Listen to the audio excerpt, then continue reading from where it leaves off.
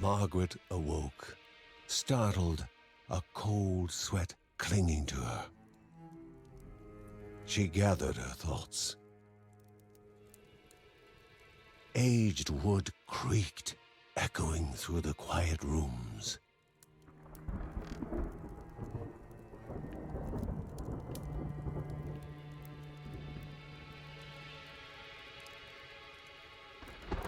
Near the house stood a shrine to Rhea Dana, goddess and daughter of the land, of Rhea and a being of comfort.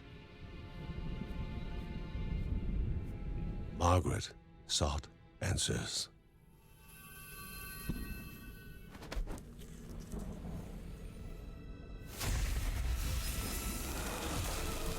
But the goddess did not speak.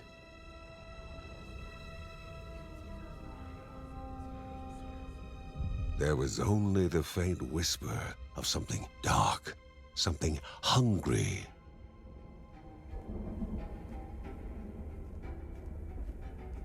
The old seer's bones felt the weight of their age as she climbed.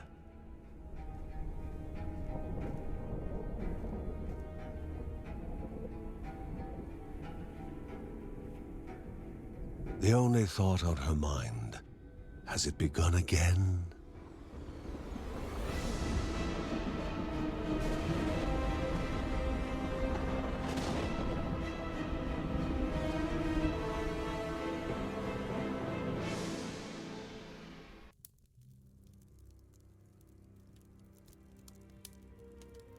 John's mission would be a simple one. He was to investigate Rhea's greatest shrine. His mother presented him with a fresh divinity shard.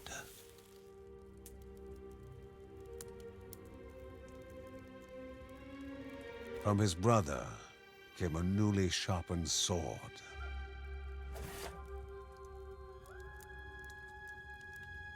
His wife gave him a kiss, and his daughter's hugs were full of reason to return home safe.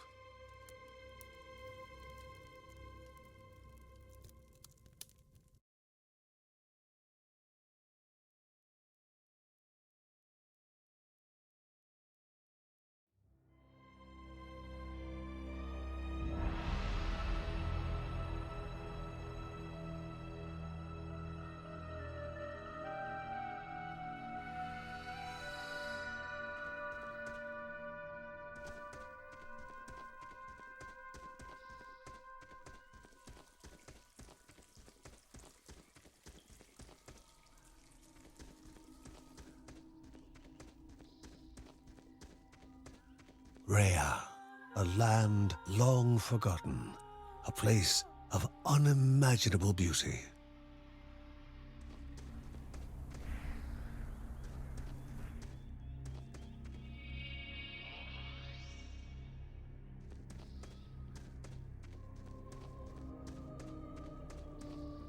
It first appeared as sludge given life, slithering creatures, small and vile.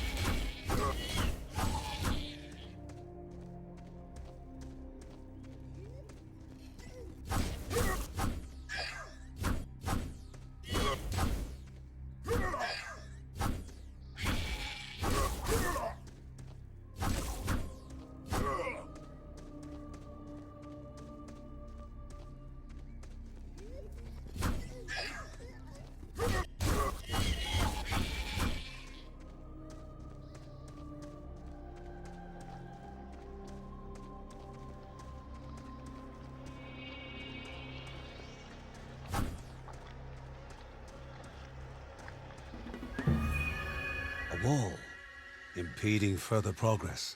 A battle was certain.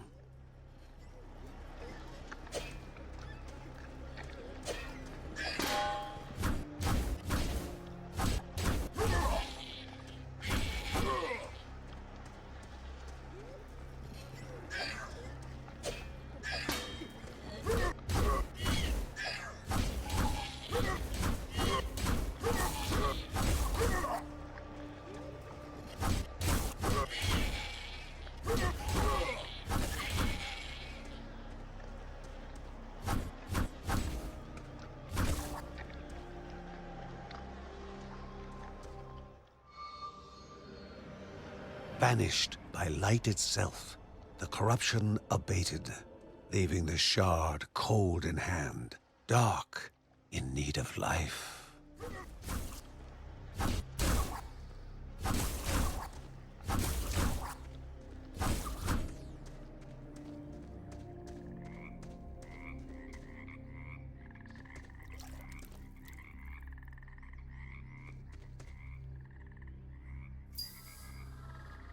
The shard grew warm, humming softly from the harnessed energy.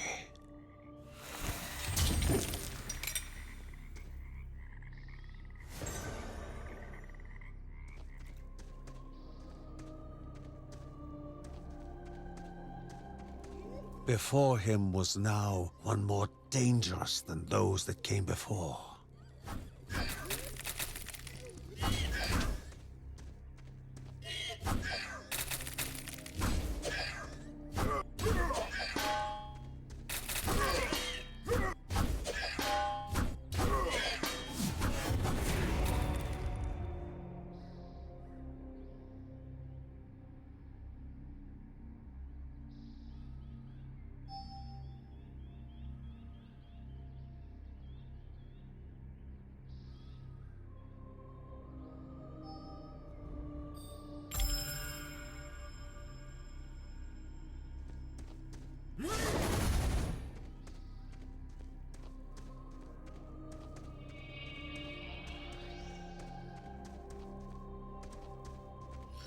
Goblins, a familiar threat, albeit farther out than usual.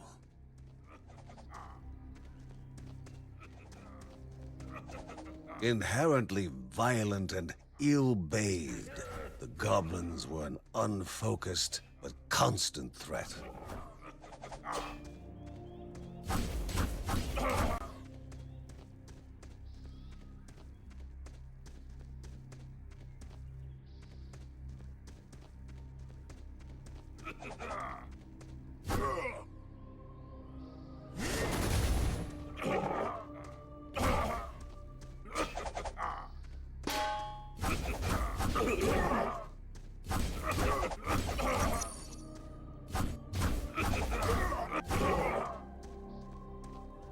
Magnificent, but dangerous. A land of love found and of love lost.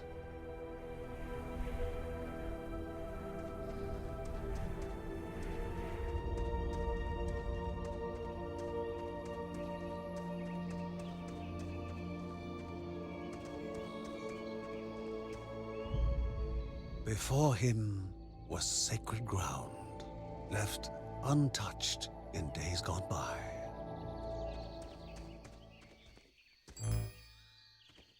Remaining calm and collected, the shock of his heart-skipping beats was concealed in expert fashion. Before him stood Linda, his eldest daughter, with bow and quiver at the ready, determined to do her part.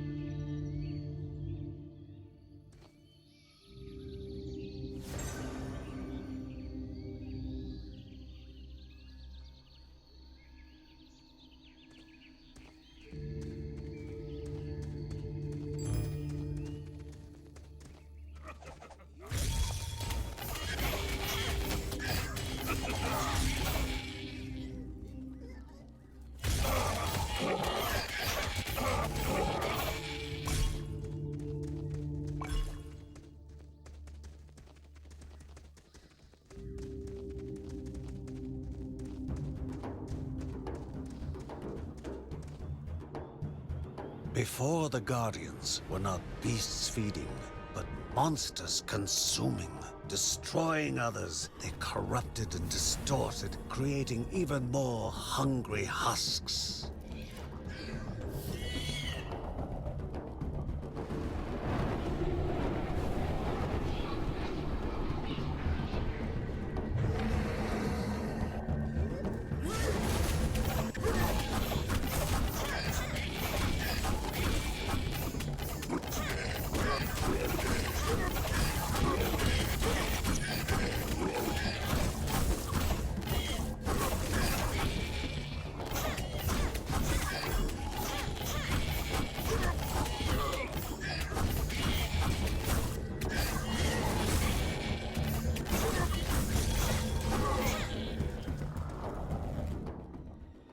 Both father and daughter gathered their thoughts, their hearts heavier than before. How would they explain what they had witnessed?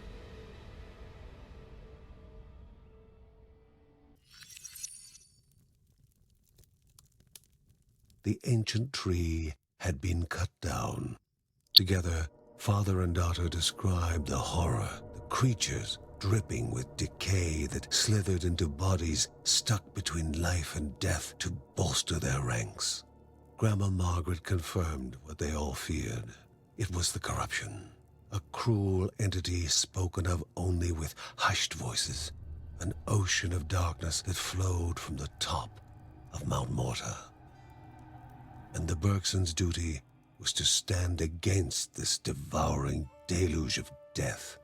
John steeled his nerves, thinking of the difficult climb ahead of him and his daughter. The only thought that consumed his mind, by all the curses, where is that boy right now? Kevin was also eager to do his part in the family's fight, especially when his older brother Mark was off somewhere. He was as much a guardian of their mountain home as any of them. She stood. If they were to reach the summit and destroy this evil, as the Bergsons of old had done in the past, they would need the assistance of the sanctuary.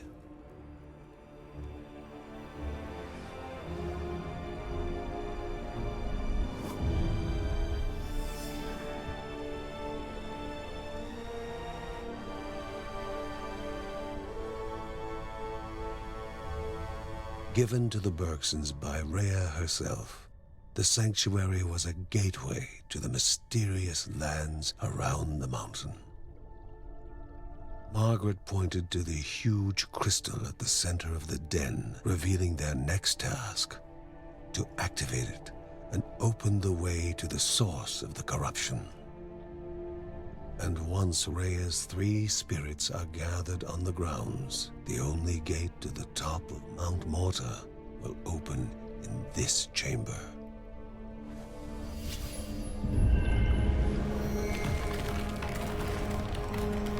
By himself, or with the assistance of those who loved him, John needed to gather the 3 spirits from their lands. Without them, he would not be able to stem the flow of the corruption.